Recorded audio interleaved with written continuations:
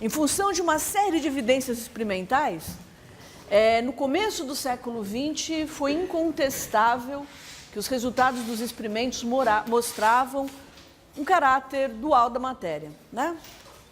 Ondulatório e corpuscular.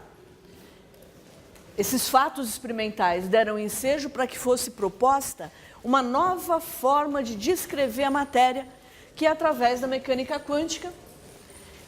E as propriedades da matéria que interessam para a gente são obtidas a partir de uma função de onda. Essa função de onda, psi, é uma função de onda periódica que tem uma série de propriedades. Tem uma série de propriedades matemáticas, mas é uma função do tipo seno, do tipo cosseno, né? E o que nós vimos é que quando nós escrevemos essa função em termos de coordenadas não cartesianas, não x, y, z, mas em termos de coordenadas esféricas, que faz mais sentido pensando no átomo de hidrogênio, né, que é um átomo que deve ter simetria esférica. Então, quando nós fazemos isso usando coordenadas esféricas, o que nós vimos é que eu vou descrever esse átomo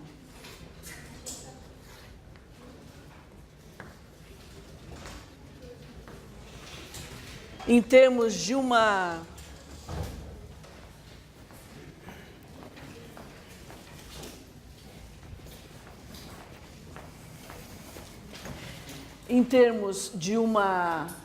distância, né, de uma distância e de dois ângulos.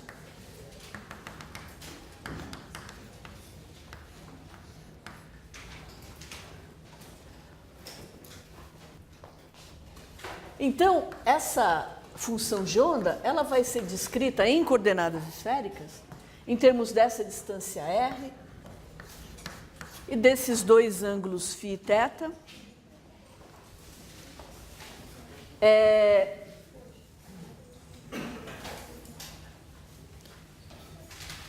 O lado bom é que eu posso separar essas variáveis aqui.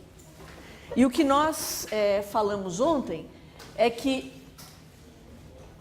a energia, no final, o que me interessa no ponto em que nós estamos, por exemplo, no caso do átomo de hidrogênio, são as energias do elétron. Então, a gente sabe que a energia ela depende da distância que o elétron está do núcleo, né? Então, tem uma dependência clara e óbvia com R.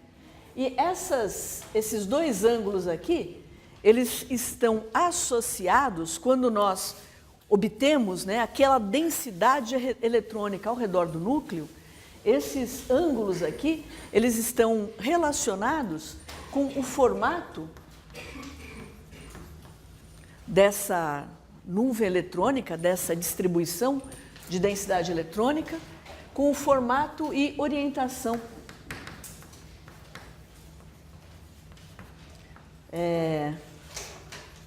da nuvem eletrônica, no caso do átomo de hidrogênio gerado por esse elétron.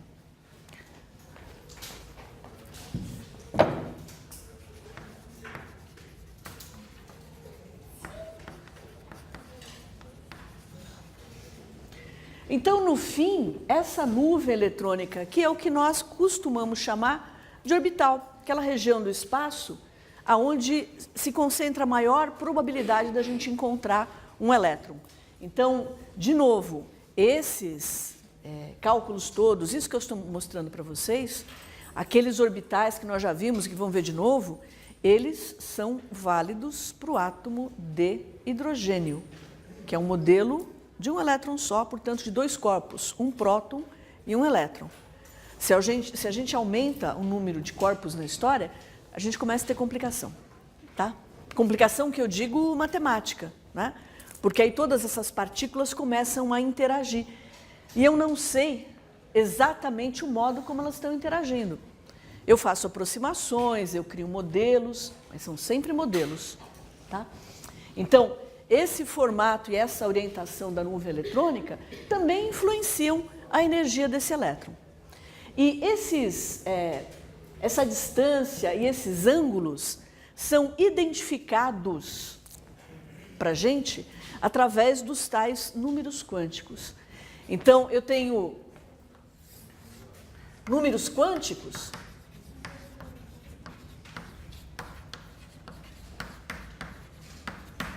Esses números quânticos, eles vêm, portanto, da mecânica quântica, eles vêm, portanto, da resolução da equação de Schrödinger.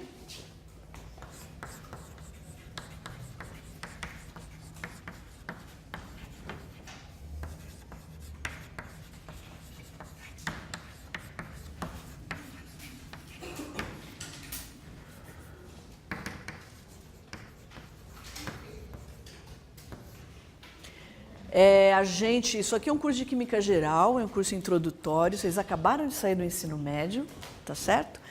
Então não tem nenhum detalhe matemático, eu só estou contando para vocês, quem já viu o número quântico, eu estou contando de onde que vem, né? Não foi a fadinha do dente que veio e fez plim, apareceu o número. Vem da resolução de uma equação que envolve, a equação em si é simples, mas envolve uma série de etapas matemáticas que é impossível a gente discutir aqui. Até porque vocês sequer viram ainda integrais, tá? Esses números quânticos, eles caracterizam, portanto, a energia do elétron. Então, esses números quânticos, eles servem para que eu consiga enxergar, num diagrama de energia, qual é a energia do elétron que eu tenho. Então, por favor, notem que o elétron do átomo de hidrogênio, ele tem um nível natural de menor energia dele. Mas eu posso promover esse elétron para qualquer nível energético possível. Então, esses números quânticos que eu vou descrever para vocês agora, eles correspondem a esses níveis energéticos que um elétron do átomo de hidrogênio pode atingir.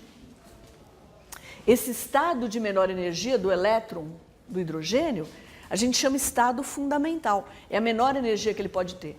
Os outros estados a gente chama de estados excitados e só podem ser atingidos através da absorção de energia.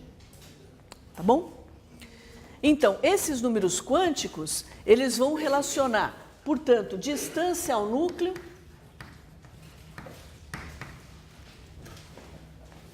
e o formato da nuvem eletrônica.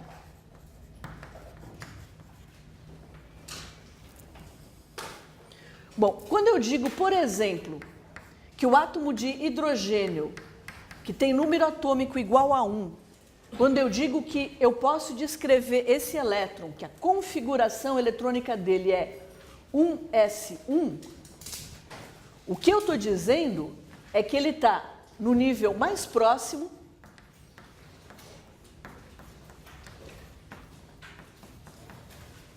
do núcleo,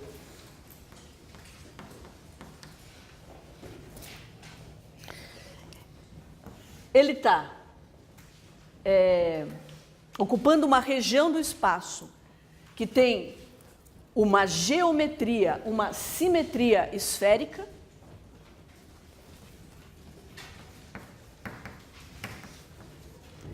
E eu estou dizendo que nessa região do espaço eu só tenho um elétron.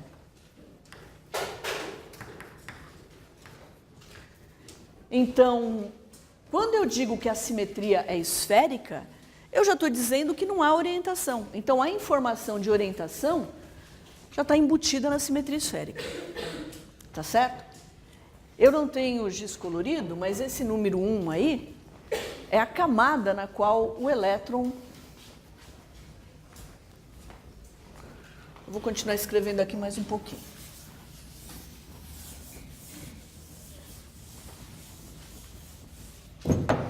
Então, eu tenho o núcleo, aí eu tenho uma primeira camada, que é o n igual a 1, a segunda camada, que é o n igual a 2, a terceira camada, que é o n igual a 3, e assim por diante. É muito comum, né? É engraçado que, mesmo hoje, quando a gente vai discutir transições, elétrons em átomos polieletrônicos, né? Muitos elétrons. Eu posso dar energia suficiente para que um elétron mais interno seja ejetado, né? É muito comum que em situações desse tipo eu ainda me refira a essas camadas aqui, como K, L, M, N, O. Tá? Mas são as famosas camadas. Então, quanto maior esse número aqui, mais distante do núcleo esse elétron está. Agora, o que acontece? Esse N aqui, a gente chama de número quântico principal.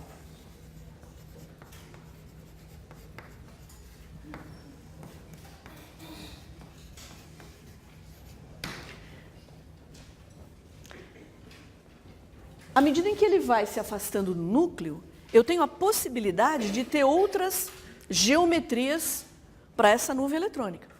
Então, eu saio só da geometria esférica e posso ter outras geometrias. Então, nós vimos que, por exemplo, aqui na camada 2, eu posso ter a geometria do orbital esférica, dessa nuvem eletrônica, ou aquele que parece um halteres, né? Se eu vou para o nível 3, eu posso ter a esférica, aquela que parece um halteres, e aquele formato, aqueles orbitais D, que são mais complicadinhos um pouco do que os halteres. Nós vimos isso quando nós olhamos naquele site que eu mostrei para vocês, do Orbitron. Então, eu vou pegar aqui um simples, vou pegar um orbital 1s, né? Então, uma simetria esférica, uma esfera perfeita, né? Essa é a região do espaço onde eu tenho a possibilidade de encontrar no átomo de hidrogênio o elétron. É o estado de menor energia. Agora eu posso dar um pequeno impulso, né? Posso dar uma pequena quantidade de energia para esse elétron e promovê-lo daqui para uma camada de maior energia. Saúde. Quando eu chego nessa camada de energia, de maior energia, além de eu ter esses elétrons, além de eu ter a possibilidade, de ter essa geometria aqui esférica para a nuvem eletrônica, eu também tenho a possibilidade de ter um outro formato, que é o tal do formato que lembra halteres, né? Mas olha que interessante, a partir do momento que eu não tenho mais a simetria esférica, eu passo a ter as três no sistema cartesiano, eu passo a ter as três orientações, x, y e z. Então eu tenho três orbitais diferentes, três possibilidades diferentes de orientação da nuvem eletrônica.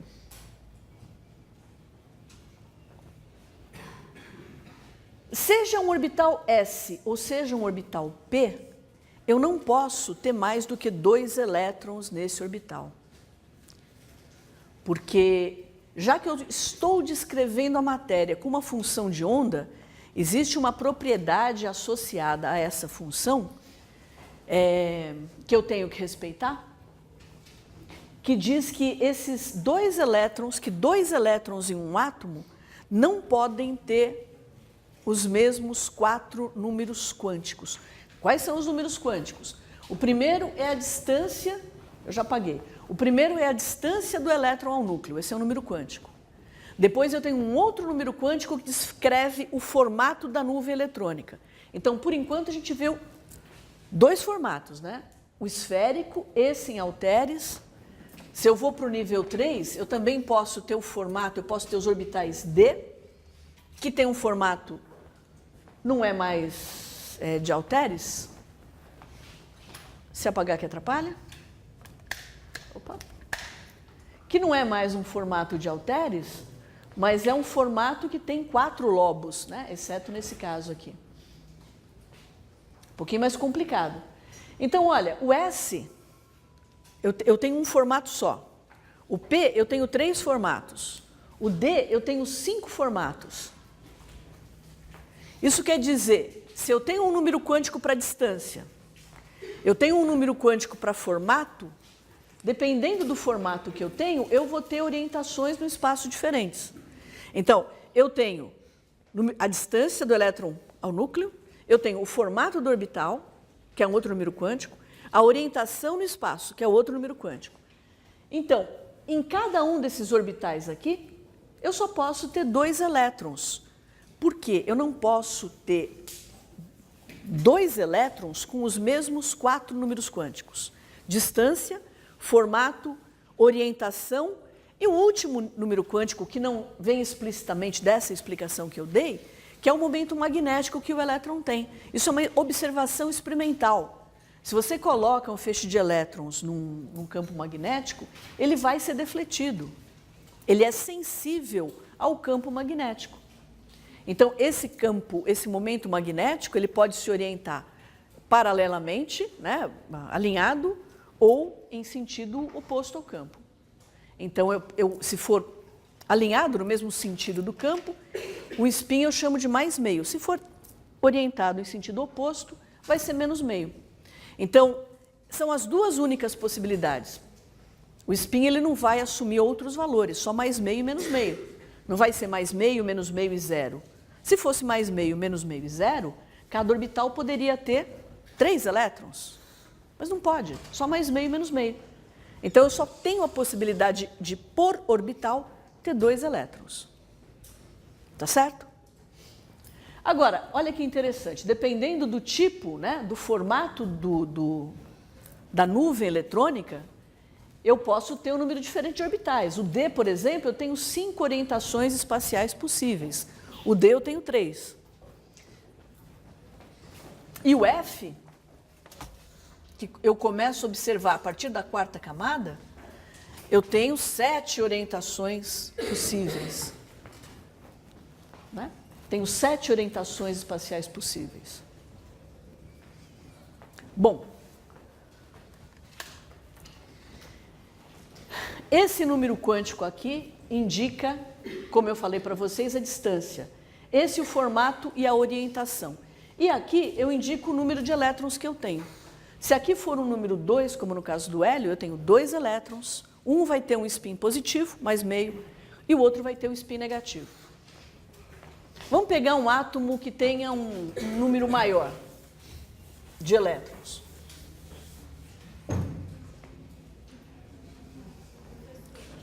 Oi, quem chamou? Oi? Não. Onde você está vendo o orbital G? Ah, tecnicamente sim.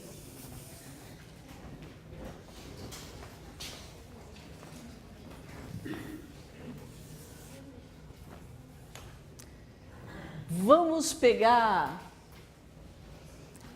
Vocês no curso de Química Inorgânica, muito provavelmente vão ver com um pouco mais de detalhe isso que a gente está discutindo, porque orbitais D, por exemplo, são orbitais muito importantes para metais de transição. Então, a coloração, aquelas colorações bonitas que nós vimos no laboratório para os metais, né, são devido à presença desses orbitais D, semi-preenchidos. Né?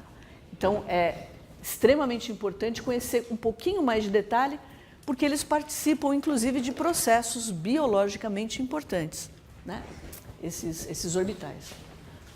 Bom, pegar um pouquinho maior, vamos pegar o carbono, que tem um pouco mais de elétron. O carbono tem número atômico 6, né? 3, 4, 5, 6, 7, 8, 9. Como é a configuração eletrônica do carbono? Bom, eu vou necessariamente começar a distribuir os elétrons que eu tenho desde as camadas de menor energia, portanto, camada 1, preencho os orbitais, passo para a camada 2, preencho os orbitais, passo para a camada 3, preencho os orbitais. Como é que eu vou fazer isso? Primeira camada, camada 1, só vai ter simetria esférica. A gente já viu, a primeira camada só tem 2 elétrons. Então, a simetria é esférica. Então, como eu tenho 6 elétrons, eu já posso completar esse nível com 2 elétrons. Bom, eu ainda tenho 4 elétrons para distribuir, então, obviamente, eles vão ficar na segunda camada. Só que a segunda camada, eu tenho orbitais do tipo S e orbitais do tipo P. Certo? Uma camada mais distante do núcleo, eu posso ter outros formatos de orbital. Aí vocês fazem aquela carinha assim, mas por que pode ter outro? Eu não tenho uma resposta para vocês, porque a resposta é matemática. Eu, aliás, trouxe, acho que foi o Durval que perguntou na aula passada, quando eu mostrei o